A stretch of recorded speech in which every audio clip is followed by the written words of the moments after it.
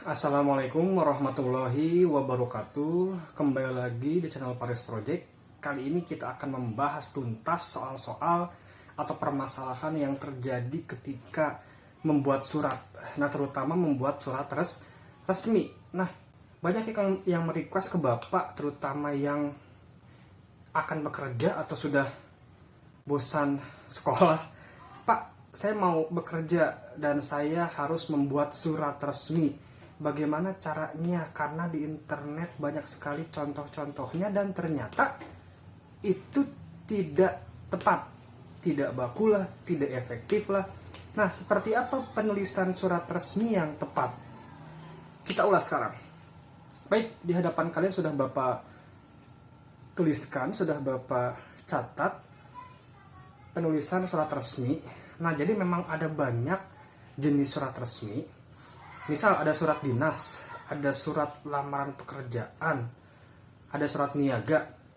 Nah, yang membedakan antara surat resmi dan tidak resmi, pertama dari segi bahasa. Bahasa yang digunakan dalam surat resmi tentunya harus baku atau mayoritas baku. Kemudian yang kedua dari segi struktur.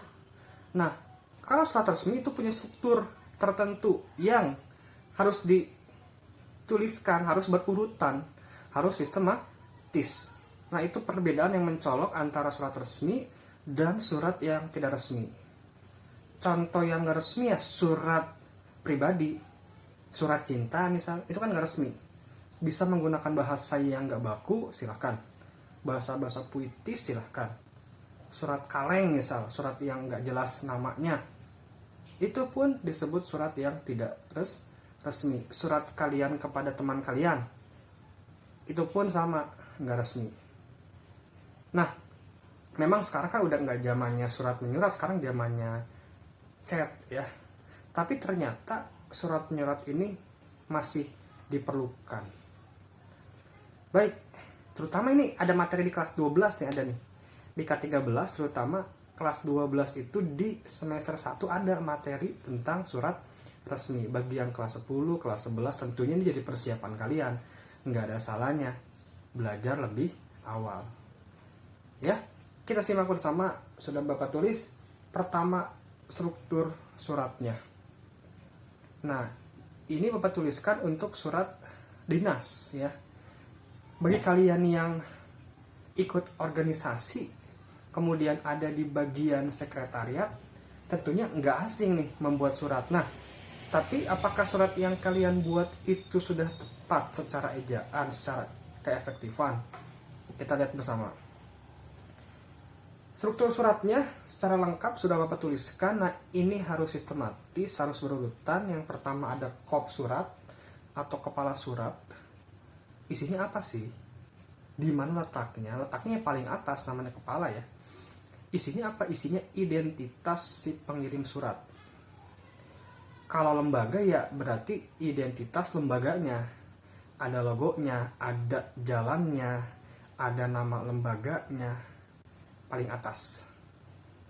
Nah, biasanya kalau pernah mendapat surat dari sekolah, ya surat resmi, nah biasanya kan paling atas ada tuh nama sekolahnya, alamat sekolah, nomor teleponnya, logonya. Itu namanya kop surat. Kop surat tidak perlu digunakan ketika kalian membuat surat lamaran pekerjaan. Ya, nggak usah memaksakan nama kalian paling atas, enggak. Karena kop surat ini identik dengan lembaga. Ya, sebuah lembaga, identitas sebuah lembaga. Kalau kalian melamar kerja kan tentunya belum ada di sebuah lembaga. Jadi ya nggak usah menulis kop surat. Ya. Setelah kop surat ada tanggal. Nah, tanggal pembuatan surat. Ini contohnya. Nah, bedakan tanggal pembuatan surat yang ada kopnya dengan yang tidak. Untuk surat lamaran pekerjaan, karena tidak ada kopnya, itu harus menggunakan tempat. Ya. Nah, tempat penulisan, kota penulisan. Ya. Itu harus digunakan karena tidak ada kop suratnya. Kalau ada kop suratnya, tidak perlu lagi menggunakan tempat. ya, di tanggal penulisan. Karena apa? Karena sudah ada di kop surat tempat itu, ya, jadi tidak perlu lagi digunakan. Ini yang bakunya sering juga muncul dalam soal-soal tuh, ya, penulisan tanggal surat. Dan penulisan tanggalnya ya untuk kota pakai kata, koma, angka, bulannya pakai kata, kemudian tahunnya pakai angka. Ya, itu yang bakunya. Bukan angka semua atau disingkat. Ya, kalau disingkat enggak baku tanggal tuh dalam surat resmi. Itu tanggal dan dia sejajar dengan nomor. Nah, ini namanya identitas surat. Tuh, bagian ketiga. Ini pun sama, identik dengan surat dinas yang dikeluarkan oleh lembaga. Gunanya apa? Untuk kearsipan biasanya nomor tuh. Nomor suratnya nomor berapa, tanggal keluar suratnya, bulan keluar suratnya, biasanya lembaga tahu. Ada nomor khususnya. Seperti itu. Hal. Untuk apa kira-kira surat tersebut dibuat? Ya. Untuk apa kira-kira dibuatnya? Undangankah? Nah, cukup ditulis beberapa kata saja, singkat, tidak usah lengkap. Undangan rapat di aula tanggal 20. Nggak usah. Nggak baku, nggak efektif. Karena nanti lebih lengkapnya ada di bagian isi surat. Seperti cukup undangan rapat. Ya. Itu saja cukup. Lampiran. Lampiran itu menandakan selain halaman awal, kira-kira ada tidak yang dilampirkan. Kalau lamaran pekerjaan biasanya ada, banyak malah. Ya. Fotokopi KTP misal, ijazah fotokopinya, transkrip nilai, pas foto misal ya.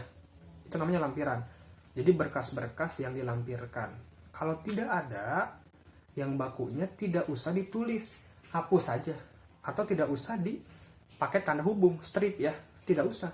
Hapus saja, cukup nomor dan hal. Seperti itu. Atau hal saja kalau surat lamaran pekerjaan. Nah, dan penulisan baku untuk lampiran itu menggunakan kata. Misal 5 lembar. Tulis 5. Ya. Mohon maaf kecil-kecil karena keterbatasan media. Seperti itu. Jangan angka, 5-nya pakai angka, dalam kurung kata lagi. Nah, itu namanya boros. Gitu. Baik, itu dia identitas surat. Lanjut. Nah, biasanya berapa kali spasi nih ke bawah? Biasanya spasi ketiga boleh, atau spasi kedua, atau dipantaskan lah, jangan terlalu dempet ke atas. Ya, kalau diketik berarti di enter ya. Enter 2 kali atau 3 kali, baru alamat surat, alamat yang dituju. Nah, ini seringkali muncul dalam ujian, penulisan alamat yang tepat. Pilihannya ada yang menggunakan kepada, ada yang hanya YTH. Ya. Nah, seperti apa yang tepat, yang baku saat ini? Yang baku itu tidak lagi menggunakan kepada. Jadi langsung yang terhormat, disingkat YTH titik. Seperti itu. Ini contohnya. Mengapa tidak pakai kepada? Biar efektif, ya. Biar ada subjeknya. Kalau kepada YTH, nanti keterangan semua yang muncul. Kemudian kan YTH sudah menunjukkan kepada tentunya. Sudah jelas tujuannya kepada. Jadi tidak harus lagi menggunakan kepada. Langsung YTH. Kepala personalia. PT apa? Tuliskan yang jelas. Alamatnya jangan disingkat. JL, JLN, tulis lengkap, jalan. Itu yang baku. Kota. Boleh nggak Pak di tempat? Kalau memang kita tidak mengetahui alamat pastinya, ya boleh saja. Di ya spasi tempat, kapital T-nya, karena merujuk pada sebuah lokasi. Ya. baiknya sih ditulis lengkap. Cari di internet ya, atau tanya kira-kira alamat gelasnya di mana untuk menghindari salah pengiriman. Ditulis hingga kode pos ya. Karena pernah kejadian seorang menulis di Depok. Nah, ternyata di daerah Surabaya itu ada daerah namanya Depok juga. Ya, padahal masuk dia itu Depok, Jawa Barat. Nah, hati-hati. Jadi ditulis lengkap. Gitu.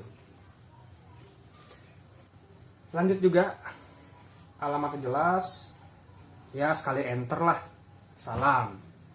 Assalamualaikum, ini udah umum sebenarnya. Assalamualaikum tuh. Boleh salam sejahtera, silakan pilihan. Ya. Boleh juga keduanya. Assalamualaikum warahmatullahi wabarakatuh. Salam sejahtera di bawahnya ya. Silakan boleh, itu salam pembuka. Lanjut membuka surat. Nah, seringkali kita bingung bagaimana cara membuka surat. Gimana nih yang awalinya nih? Ya, bagaimana cara mengawali pembukaan surat? Nah, ini pun sering muncul dalam soal-soal ujian.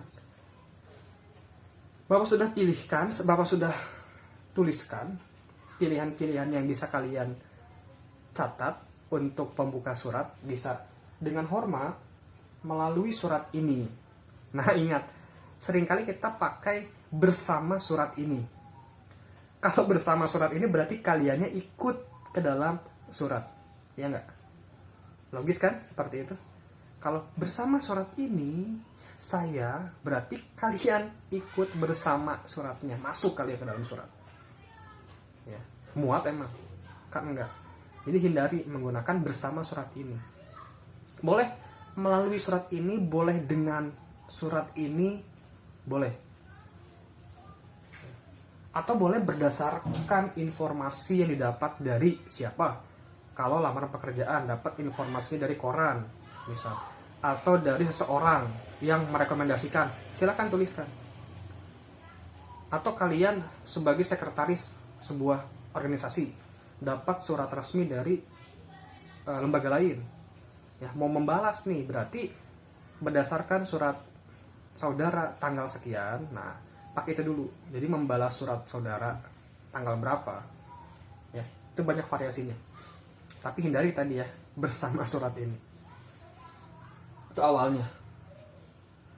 Nah, jadi mengawalinya banyak variasi sebenarnya. Setelah itu ya keisi. Kalau surat undangan ya harus jelas di mana, kapan, harus jelas. Ya. Acaranya apa? Ya. Kami mengundang lembaga Bapak untuk hadir ya dalam acara pada tanggal berapa, di mana, ya harus jelas seperti itu. Nah, untuk waktunya seringkali ini muncul juga dalam soal-soal, tempatnya di aula, kemudian juga kapannya, kan waktu seringkali kan pakai jam 10 sampai dengan jam 11. Nah, ini nggak baku, yang baku S titik D titik atau tanda hubung ya. Nah, ini pun sama, nggak baku, yang bakunya tanda pisah yang agak panjang. Nah, strip panjang, tanda pisah, karena artinya sampai. Kalau strip panjang itu yang bakunya. Ini nggak baku. Seperti itu penulisan yang bakunya. Setelah dijelaskan isinya, kalau surat lamaran pekerjaan berarti kan isinya saya melampirkan berkas-berkas berikut ini, titik 1 di bawahnya kan, apa aja, fotokopi jasa, kemudian fotokopi KTP, kan isi ya. Isi udah dibuat, baru kita masuk ke penutup. Nah, yang krusial untuk surat lamaran pekerjaan, jangan asal menutup. Atas perhatian Bapak, Ibu, Saudara, saya mengucapkan terima kasih. Jangan hanya itu, coba kalian buat kalimat yang seolah-olah merayu lembaga. Contoh, sebuah kebanggaan bagi saya jika dapat bergabung di lembaga tempat bapak ibu memimpin misal. Contoh itu ya. Atau kalau untuk beasiswa nih, ada siswa yang pernah ke bapak konsul, Pak saya mau ikut beasiswa di UI ya, butuh menulis surat. Nah, kalian perlu juga membuat Bangga Kampus sebuah kebanggaan bagi saya jika dapat bergabung atau mengenakan alma mater UI misal. Jadi coba pakai kata-kata yang seolah-olah membuat lembaga itu senang. Saya akan bekerja secara serius dan totalitas misal. Bisa digunakan. Jangan langsung menutup. Jadi penutup itu kalian sebelum menutup ucapan terima kasih, kalian coba berikan kata-kata yang membujuk ya, yang menyanjung lembaga tersebut. Kalau surat lamaran pekerjaan itu. Jadi pakai kata-kata penyanjungnya. Itu penutup. Nah, yang sering muncul juga dalam ujian itu penutup suratnya atas perhatiannya. Sering ya. Pilihannya atas perhatiannya, atas perhatian bapak, ibu, saudara. Nah, mana yang tepat? Nah, yang tepat yang dirinci atas perhatian bapak, garis miring ibu, garis miring saudara. Koma jangan lupa. Kalau nggak ada koma, atas perhatian bapak, ibu saya berarti. Nanti pimpinannya ibu saya sendiri. Nah, berarti koma harusnya. Bapak garis miring ibu, boleh juga tambahkan garis miring saudara. Tapi untuk membuat kesan sopan ya, kan kalau saudara kan sepantaran, seumuran ya. Bapak atau ibu saja biar cukup lah. Atau kalau kita sudah tahu pimpinannya itu bapak-bapak, ya udah bapak tulis. Atas perhatian bapak, koma jangan lupa. Nanti jadi bapak saya mengucapkan terima kasih. Nah, terima kasihnya di spasi ya, spasi yang baku ya, seperti itu. Baru salam penutup. Wassalamualaikum boleh, salam hormat boleh, silakan. Lanjut ke tanda tangan. Jangan lupa menandakan surat itu resmi. Kalau lembaga atau organisasi biasanya ada stempelnya juga ya, nama, stempel tuh, nama jelasnya tuliskan. Kalau nggak namanya surat kaleng namanya ya. Nah, tembusan dan inisial ini digunakan untuk surat dinas yang dikeluarkan oleh lembaga. Tembusan itu tandanya apa? Paling bawah dia ya, sebelum inisial. Jadi surat tersebut juga sampai ke pihak-pihak tertentu. Jadi kepada pihak-pihak siapa lagi surat tersebut dikirimkan, diterima. Itu namanya tembusan. Ya. Kalau inisial, ini inisial si pengetik surat. Inisialnya misal inisial MN untuk mawar misal, munawar misal, munaroh misal, MN boleh silakan. Untuk apa? Jadi sebelum surat itu dikirimkan nanti dicek dulu, wajib oleh atasan, sudah tepat belum. Kalau belum, wah siapa yang buat? Udah tahu nih atasan, oh FJ misal Fajar, salah nih, kasih balikin lagi, benerin lagi. Jadi seperti itu gunanya inisial. Inisial si penulis atau si pengetik suratnya. Itu dia untuk surat resmi. Yang ingin bekerja, semoga sukses, semoga dapat pekerjaan yang pas. Yang akan bekerja pun nggak ada salahnya ya, yang belum bekerja pun nggak ada salahnya untuk belajar ini. Yang akan naik ke kelas 12, siap-siap kalian akan mendapatkan materi ini. Kalau kurikulumnya masih sama K13 ya, jadi sudah ada gambaran nih, tapi nanti akan kita ulas lebih dalam lagi. Dan surat ini ada style-stylenya tentunya. Kalau kalian pernah lihat ada yang menjorok, tiap paragrafnya ada yang rata kiri semuanya. Itu style surat namanya, boleh silakan digunakan, resmi ya. Ada full block style. Jadi full block itu semuanya rata kiri semua. Seperti itu. Baik, terima kasih, semoga bermanfaat. Kita lanjut ke materi berikutnya. Wassalamualaikum warahmatullahi wabarakatuh.